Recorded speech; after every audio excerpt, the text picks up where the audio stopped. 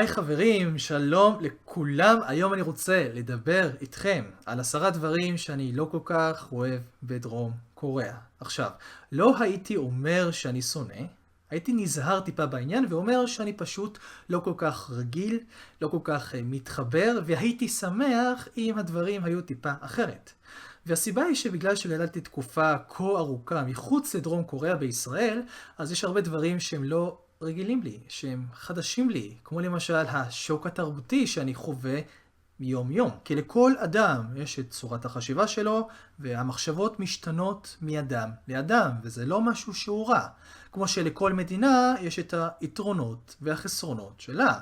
למשל, גם בישראל יש דברים שאני פחות אוהב. אז הסרטון הזה לא נועד למתוח ביקורת על דרום קוריאה, להפך, אני מאוד אוהב את המדינה שלי, חושב שיש כאן הרבה דברים טובים שאפשר גם ללמוד מהקוריאנים עצמם.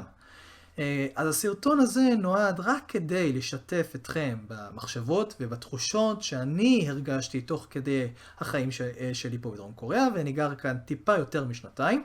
אז אני מקווה שתהנו מהסרטון הזה, ואנסה לדבר כמובן מתוך נקודת מבט אישית שלי, כך שיכול להיות שאני מביט רק על עץ בתוך היער, ולא על היער כולו, אבל בבקשה תבינו אותי, כי אנסה את מיטבי.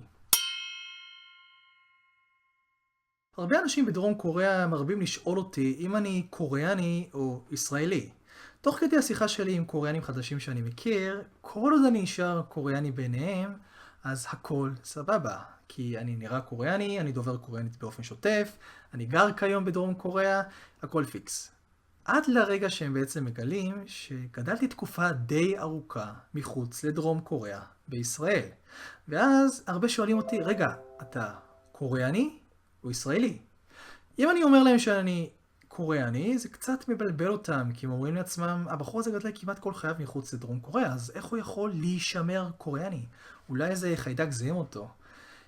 ואם אני אומר להם שאני ישראלי, זה עוד יותר מבלבל אותם, כי הם אומרים לעצמם, אבל ההורים שלך הם קוריאנים, לא הדם שלך, הוא קוריאני. אגב, בדרום קוריאה יש אמרה כזאת, הדם חזק יותר מהמים, כלומר, לא משנה כמה מים שתית, הדם שלך לא משתנה. אז אני אוהב לשאול אותם את השאלה שהם שאלו אותי, ולשאול אותם, מה אני בעיניכם? אני קוריאני או ישראלי? ואז אני מגלה שהם בעצמם לא כל כך יודעים את התשובה לשאלה שהם שאלו. שאגב, זו שאלה יחסית מאוד מסובכת, זו שאלת זהות. ואז אני טיפה עוזר להם ועושה סדר בעניין ואומר, תראו, בגלל שההורים שלי הם קוריאנים, אז אני יותר קוריאני מבחוץ כמובן, 100% קוריאני. אבל בגלל שגדלתי תקופה די ארוכה מחוץ לדרום קוריאה בישראל, אז אני חושב יותר כישראלי מאשר קוריאני. כלומר, מבפנים כנראה 100% ישראלי. אז חומרת תוצרת קוריאה, תוכנת תוצרת ישראל. כמו שלמטבע יש שני צדדים, זה אפשרי להיות קוריאני וישראלי בו זמנית. אז הייתי שמח אם היו נותנים לי את היחס הזה, את היחס שאתה יכול להיות קוריאני וגם בו זמנית להישמר ישראלי. חלק מהקוריאנים פשוט מפסיקים להתייחס אליי כאל קוריאני. אגב, בדרום קוריאה יש מונח שנקרא גיופו. גיופו זה מונח שמתאר אדם שגדל מחוץ לדרום קוריאה. אוקיי? אז אם גדלת בארצות הברית למשל, אז אתה תהיה גיאופו אמריקאי, אם גדלת בצרפת למשל, אתה תהיה גיאופו צרפתי, אני למשל גיאופו מישראל. אז גיאופו בקוריאה הם מתוארים כבננה. אתם יודעים, לבננה יש קליפה צהובה, אבל מבפנים היא לבנה. כלומר, זה מתאר קוריאני, שמבחוץ הוא נראה קוריאני לגמרי, כמוני, 100% תוצרת קוריאה, אבל מבפנים יש לו יותר ראש מערבי וחושב כמו אנשים מאירופה. אז בגלל שהם פתאום מגלים את זה שאני כנראה בננה ביניהם, גיאופו מישראל, אז עד לרגע שהם גילו את זה, הם התייחסו אליי באמת כאל קוריאני, דיברו איתי מאוד מאוד מהר, ענו לי מאוד מאוד מהר, לקחו אותי למקומות והתייחסו אליי כאל קוריאני, ומאותו הנקודה שהבינו שאני בעצם גיאופו, הם פתאום לא מתייחסים אליי כאל קוריאני, והם מתחילים לומר, רגע, אתה מבין את מה שאנחנו אומרים לך? אתה רוצה שנדבר יותר לאט? אתה יודע לקרוא מה שכתוב כאן? תגיד, אתה פעם ניסית את המאכל הזה? בחייאת, אני יודע מה זה קימצ'י, אני אוהב טוקבוקי, אני מכיר את דרום קוריאה, שוב, העובדה שגדלתי תקופה ארוכה מחוץ לדרום קוריאה לא עושה אותי לבור או חסר ניסיון. להפך, גימצ'י למשל לא ירד מהשולחן שלנו גם כשהיינו בישראל. ההורים שלנו חינכו אותנו לאהבת המולדת, לימדו אותנו על השפה, בישלו לנו מאכלים קוריאנים, היה לנו הרבה מאוד ספרות קוריאנית בבית, ואגב, היה לנו גם כמה ספרי תלמוד בקוריאנית בבית. וכך שאני מאוד נפגע מזה שפתאום מפסיקים להתייחס אליי כקוריאני. אגב, לאחרונה אני פוגש הרבה קוריאנים שכן אמרו לי, עבורנו, אתה קוריאני לגמרי. ומשום מה זה ממש משמח אותי כשאני שומע את זה, זה אפילו מרגש אותי.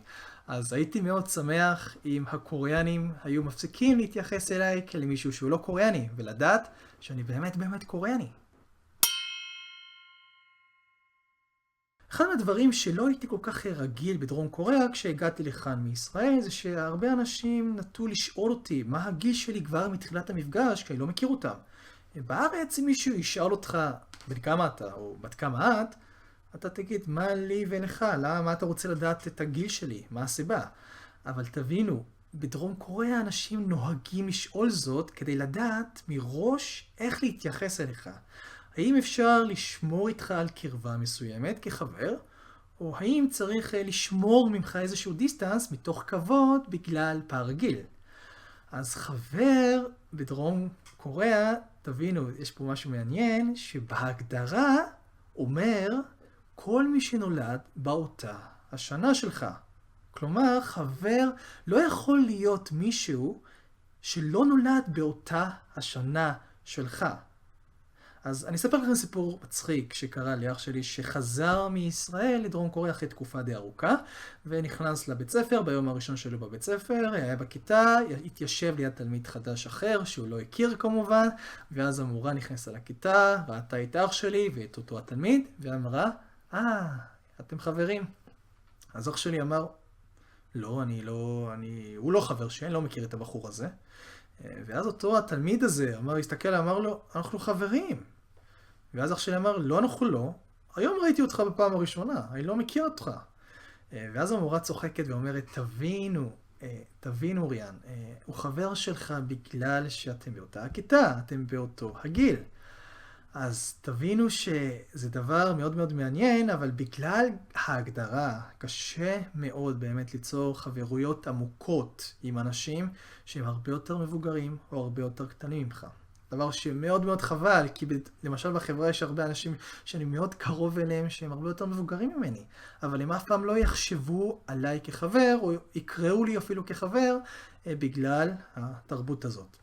עכשיו, עוד דבר שמקשה את יצירת החברויות, זה גם הגיל, אבל גם התיאוריה הקוריאנית שאומרת, שמישהו שכנראה מבוגר יותר, הוא גם חכם יותר. עכשיו, פעם שאלתי קוריאני, למה זה ככה? למה שמישהו שהוא מבוגר יותר יהיה חכם יותר? ואז הוא אמר לי, תראה, בוא נאמר שיש בן אדם שמבוגר ממך ב5 שנים, אז תבין, הוא אכל 5 שנים יותר אורז ממך. אז אם בארץ זה אין חכם כבעל ניסיון, בדרום קוריאה אין חכם כאוכל האורז. אז זה דבר שכן קיים בדרום קוריאה, שהמבוגרים חושבים שהם באמת מנוסים וחכמים, שאגב, במובן מסוים זה נכון, אבל לא בכל המקרים, כן? יש את המשפט שאומר, יש את האמרה שאומרת, מה שמשנה זה לא השנים בתוך החיים, אלא החיים בתוך השנים. אחד שלא מכבד את ההיררכיה הקוריאנית, ימצא את עצמו מאוד מאוד מהר מחוץ לתמונה. עכשיו, אתם יודעים, כבוד נותנים לבן אדם שמגיע לו. כבוד נותנים גם כשמחזירים כבוד. אבל בדרום קוריאה יש הרבה מאוד אנשים שלא כל כך הגונים או ישרים או אכפתיים כלפי אלה שלמטה, אבל עדיין מקבלים הרבה מאוד כבוד מכל מי שנמצא מתחתיהם. עכשיו, איך זה אפשרי? זה אפשרי בגלל שקוריאה מבוססת בעצם על תרבות הגיל, כמו שהסברתי מקודם, ותרבות המעמדות שמאוד מאוד חזק פה בדרום קוריאה. והדיסטנס של הדרג העליון לדרג התחתון הוא כל כך עצום עד לרמות שאני לא יכול אפילו לתאר זאת במילים. בארץ הדיסטנס הזה כמעט ולא קיים, אם כי הוא קיים קצת. פגשתי הרבה מאוד מורים ופרופסורים בישראל שהיו מאוד מאוד נעימים ועדינים ורגישים ומתחשבים כלפי אלה שלמטה. ועם זאת, היו מאוד נוקשים ומאוד ביקורתיים כלפי אלה שמעליהם, כדי לשאוף בעצם לעתיד יותר טוב.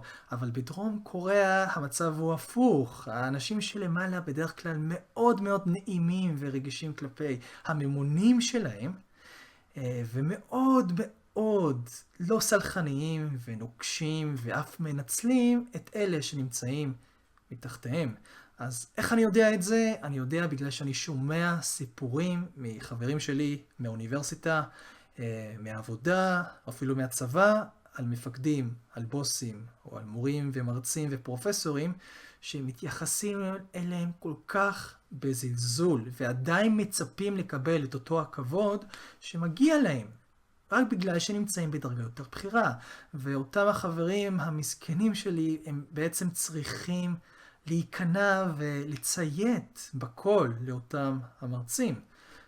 כי זה התרבות. אם אתה לא תעשה את זה, כמו שאמרתי בתחילת הקטע, תמצא את עצמך מחוץ מהר לתמונה, וזו הסירה שכולם נמצאים בה. וככה זה. אנשים רבים שמים דגש, לפי דעתי, רב מדי על המראה החיצוני שלך. מאז שעברתי דרום קוריאה, שמעתי ביקורות רבות על איך שאני נראה, על המראה החיצוני שלי, דבר שלא כל כך חוויתי בישראל. אנשים כל הזמן מדברים על זה, גם עם אנשים שאתה פוגש בפעם הראשונה, עם אנשים שאתה לא מכיר. אל תביט אל הקנקן אלא אל מה שיש בתוכו. לא אצלנו בדרום קוריאה. בקוריאה אתם כנראה מודעים לכמות הניתוחים הפלסטיים שקיימים פה במדינה. בשנת 2015 היו באזור המיליון ניתוחים פלסטיים, וכשאנחנו מדברים על 50 מיליון התושבים הקוריאנים שגרים כאן, אז זה אומר ששניים מתוך כל 100 אנשים עשו ניתוח פלסטי פה בדרום קוריאה. אז הורים למשל נותנים מתנה לבנות שלהם שסיימו תיכון, מתנה לניתוח פלסטי, לעשות למשל אפיים, ניתוח פלסטי מאוד מאוד נפוץ בקוריאה. אגב, ניתוח פלסטי בקוריאנית נקרא ניתוח צורה, הורידו את הפלסטיקה כי זה נשמע מחריד לאוזן, ועושים את זה לדבר שהוא יותר מקובל. וזה באמת ככה, לפני כמה זמן ישבתי בשיחה עם אחד מהמנהלים בחברה, ואחד מהמנהלים שאל אותי, תגיד דוריאן, עשית ניתוח פלסטי? הייתי בשוק, כי זו הייתה הפעם הראשונה שאי פעם שמעתי דבר כזה בחיים שלי. אז שוב, אני לא אספר מה קרה אחרי זה, אבל אני כן רוצה לספר לכם שרק אחרי כמה זמן גיליתי שזו שאלה שאנשים נוהגים לשאול בדרום קוריאה. לא לפני כמה זמן שמעתי שיחה בין שתי בנות, שבת אחת אומרת לשנייה, וואו, את יפהפייה, איפה עשית את הניתוח הפלסטי שלך? ואז היא מספרת, אני אספר לכם בסוף, זה איפשהו בגנגנם.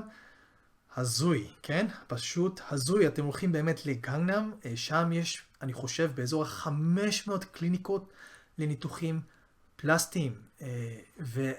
יש שם כל כך הרבה מודעות ופרסומות של ניתוחים פלסטיים, שכבר קשה לזהות אם זה פרסומת של ניתוח פלסטי, או פרסומת לביטוח של רכב. אז מאוד מאוד חבל כל הקטע של הדגש על איך שאתה נראה, וכל מי שגם לא שלם עם איך שהוא נראה בדרום קוריאה, כל אחת שלא שלמה עם איך שהיא נראית בדרום קוריאה, בוחר או בוחרת להשקיע בדברים אחרים, בקישוטים של הגוף. אתם יודעים, כן? לתמונה יש מסגרת.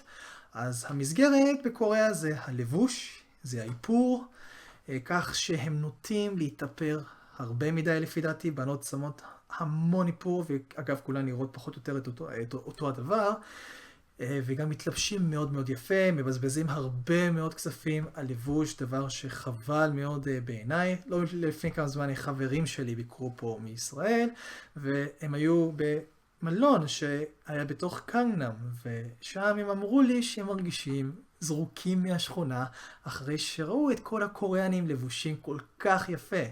ואני יכול באמת לומר לכם שקוריאנים כן מתלבשים טוב, בעיקר בסיאול, ואם אתה מתלבש כמו קוריאני ממוצע בישראל, אז יחשבו שאתה הולך לחתונה. בדרום קוריאה כמעט ולא היה מצב שהייתי עומד במעבר חצייה, ורכב שעבר היה עוצר לי.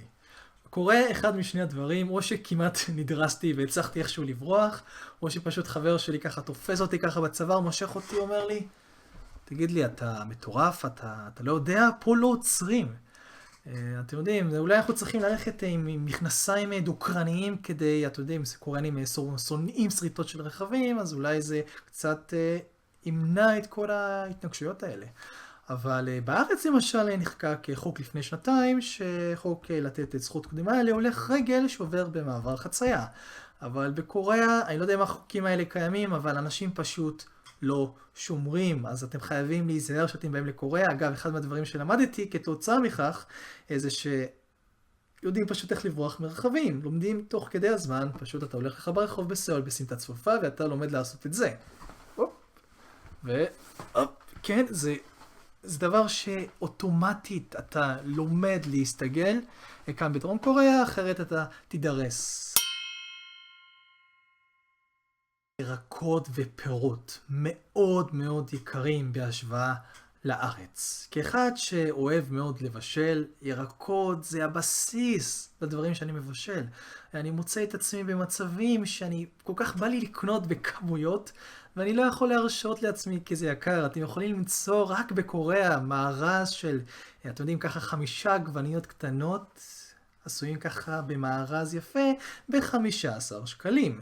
כשבארץ זה קילו בשקל, נכון? אתם יכולים גם למצוא מלפפונים ארוזים במארז יפה. מה הקטע של המארזים פה בדרום קוריאה? אני מבין שזה מודל עסקי, אבל למכור ירקות במארזים? גם קשה לי מאוד למצוא למשל כוסברה, בזיליקום, מצרכים שאני מאוד אוהב להשתמש בישראל, ורק לאחרונה מצאתי את הצמחים הללו, וממש יקר, מספר גבעולים באזור ה5 שקלים, כשבארץ ככה זה רק איזה 3 או 4 שקלים. אז גם עם פירות, שאני מאוד אוהב פירות, אני גדלתי על פירות בישראל, אני באמת לא יכול להרשות לעצמי פירות בלי סיבה מספיק טובה. או שאורחים מבקרים אותי, או שאני ממש רוצה, אם זה לא אחת מהסיבות הללו, אני לא יכול לקנות פירות. וכיום אחותי עברה לסין לתקופה של שנה, אז היא מספרת לי שהיא טוחנת שם פירות. בדרום קוריאה התרבות של החברה מושתתת על שתייה חריפה. עכשיו, זו שתייה שאתם כמובן מכירים, סוג'ו, אתם רואים את זה בדרמות, אתם רואים את זה בסדרות, אתם רואים את זה אולי בחלק מהפרסומות של הסלבריטאים שמנגנים בגיטרה ושרים על הסוג'ו, והם מציגים את זה כדבר לא כל כך מזיק, לא כל כך רע, טריוויאלי, וגורמים לנו לרגשות מעורבים. אז בקוריאה, בין אם זה בין עובדים בחברה, בין אם זה בין סטודנטים באוניברסיטה, המשקיע הזה נכנס כמעט לכל שולחן, ואני שמוצא את עצמי בתוך החברותה הזאת, מוצא את עצמי במצבים קצת לא נעימים, שחלק מהאנשים פשוט לא מבינים למה אני לא שותה. בזמן שכולם שותים, לא מבינים למה דוריאן לא שותה. עכשיו, אם זה חבר, אז הוא יבין אותי. אבל אם זה מנהל בחברה, וזה קרה לי, אז הוא פשוט יתחיל להתעצבן עליי ולומר לי, מה קורה איתך? אתה נמצא פה בדרום קוריאה, אתה צריך לציית לחוק הקוריאני. ולא ללכת לפי החוקים האישיים שלך, החוק הישראלי. אז זה מה שאני לא כל כך אוהב, שיש את הלחץ החברתי של האנשים שהם שותים כלפי אלה שלא שותים. אז מה אם האלה שלא שותים, לא שותים מתוך אמונות אישיות, או לא שותים בגלל מניעים אישיים, אנחנו לא יודעים, אבל יש את הלחץ החברתי הכל כך חזק, שפשוט מאלץ את הקוריאנים לשתות, ואני מכיר הרבה קוריאנים שאומרים לי שהם לא אוהבים לשתות, או שהם לא כל כך רוצים לשתות, אבל עדיין שותים בגלל הלחץ הזה.